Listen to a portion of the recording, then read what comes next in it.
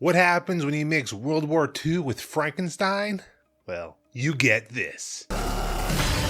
You're insane! Welcome back to the vault, my horror-hardened freaks. Today we're diving face first into the rotting entrails of one of the wildest, most heavy metal, blood-soaked creature features that has been forgotten and left behind back in the 2010s. A movie that mashes World War II grit with the twisted steampunk flesh metal abominations, where soldiers stumble into hell itself, stitched together with rusted blades and corpses. Sewing dead people together. This isn't just a body horror movie. It's war horror turned up to 11. Why not 10? Because 11 is way more metal. And it's time to open the blood-soaked vault and dust off this forgotten little horror movie. Forgotten Horror File number 5, Frankenstein's Army.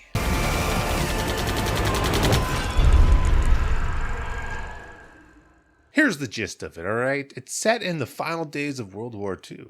A squad of Soviet soldiers marches into the enemy territory on a supposed rescue mission. What they actually find is way worse than Nazis. Now, what could be worse than Nazis? A secret lab of Victor Frankenstein, a descendant of, you guessed it, that Frankenstein. It's alive! It's alive! It's alive! Who's been cranking out war machines made of enemy and ally corpses with gears mangled into them and tubes coming out of their flesh. It's just pure nightmare fuel insanity.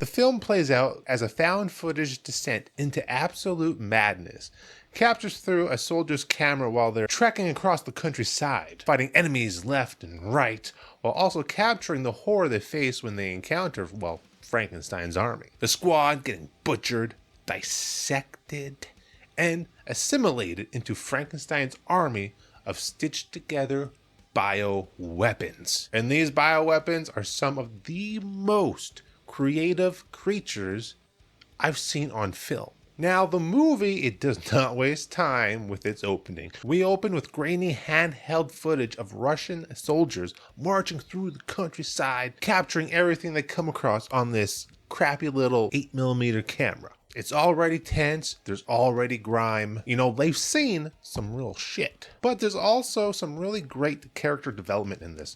There's laughter, bickering, Stop fucking filming. Comrade, control your temper.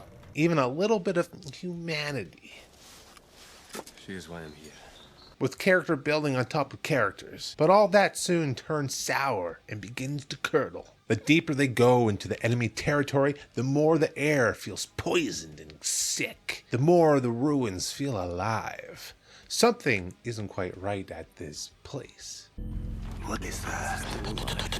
Don't touch! And that says something a lot, especially during World War II times. When they first hear that mechanical growl echoing through a deserted village, you just know, well, this isn't going to be a normal war movie.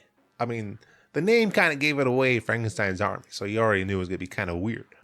A man of vision is always misunderstood. This is the calm before the storm. Before that storm made of barbed wire and artillery spray twists and tears them apart. God damn, it's metal.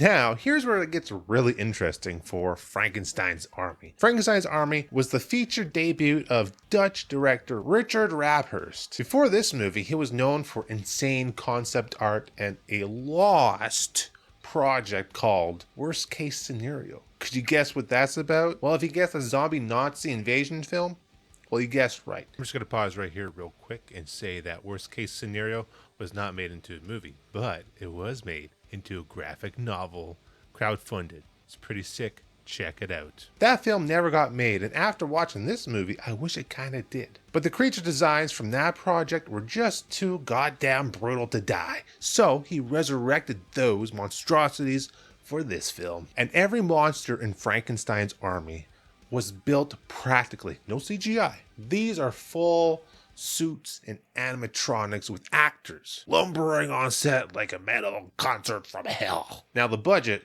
was pretty low. The production was chaotic. look. And according to the director, actors were literally terrified when these monsters just stormed into a scene, because what you see on the screen is exactly what was towering over them.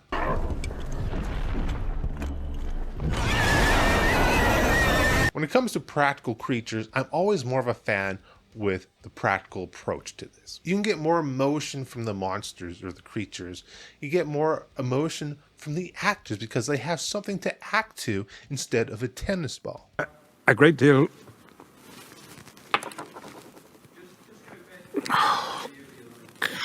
And it's just so sick to see how much love that the artists put into these creatures. And in Frankenstein's army, they really went all out. And now the meat and bones of this film. This film is a carnival of carnage. So let's talk monsters, because this movie is filled to the brim with some very different types. Propellerhead, a walking corpse with a spinning aircraft blade on its face for a skull, turning soldiers into ground beef. Now this was before Resident Evil Village, who had the same concept, suspiciously. Okay. And in my opinion, they did it way better in this movie than they did in the game. Another one, Mosquito Man with a giant drill snout thing and walks on his big giant limbs that pierces the skulls like rotten fruit. Burnt Matchstick Men, these are like charred corpses fused with metal pipes, staggering like undead scarecrows. These are the first ones they encounter, like the main kind of zombot. Hammerhead, a blunt force monstrosity with a sledgehammer for a face, ready to smash people's heads into pulp. Now those are just a few. I don't want to spoil too much because this is a movie I really want you guys to check out. Now what about the kills in this movie? Just absolutely feral and metal. Soldiers are ripped apart, drilled open, eviscerated, and even converted into new monstrosities. Now, you can't use the name Frankenstein's army and not have some people get turned into, biomonsters. Like, come on now. One guy literally gets his head sawed open and his brain wired into a machine. This isn't just gore. It's industrial grade slaughter. The beginning of the Industrial Revolution. That's jokes for me. The kind that makes you want to crank death metal while you watch. And I've done it. And let me tell you, it fits with this movie. So why don't more people talk about Frankenstein's army? Why was it forgotten? A few reasons. It got buried by distribution problems, released in limited theaters and on VOD at a time when, well, found footage fatigue was really kicking in. It was killing the subgenre. It was not backed by big marketing, and critics didn't know really what to do with it. Some critics, okay, dismissed it as just another Nazi zombie flick. Imagine that, critics calling this another Nazi zombie flick.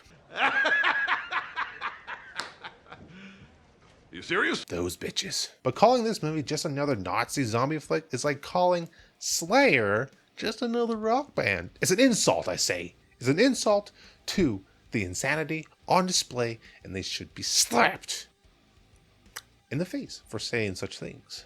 Since the critics didn't know what to make of this movie, let me tell you why I think this movie absolutely rules. Because this movie goes harder than most modern horror dares to.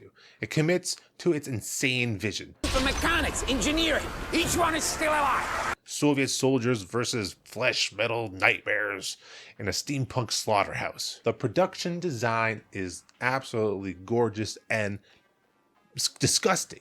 Honestly, it's disgusting. Disgustingly beautiful. It's very raw and it's in the trenches. The monsters, they're unforgettable, and the kills are pure grindhouse brutality. Feels like one of those lost VHS fever dreams you stumble on at like 3 a.m. And that's exactly what Forgotten Horror is all about. My final verdict for this film, 9 out of 10 Nazi zombies. Disturbing factor, probably a 7 or 8 out of 10. The setting and the design are just so grimy. Replay value, an easy 8 out of 10. Frankenstein's army is more than just forgotten. It's a freak show, a masterpiece hiding in the shadows. It's bloody, it's metal, and it's proof that practical monster design still has the power to shred nerves and melt faces. If you haven't seen it, do yourself a favor right now. Turn off the lights, crank on some death metal, and march straight into Frankenstein's nightmare. Just don't expect to come back whole. That's it for this forgotten horror file. If you love your monsters stitched, welded, and dipped in blood, well, this is the movie for you. Smash that like button, feed the algorithm beast, and let me know in the comments which of Frankenstein's creatures is your favorite, and which one would tear you apart first. I'm gonna say propeller head and propeller head. Until next time, stay bloody, stay brutal, and keep it metal.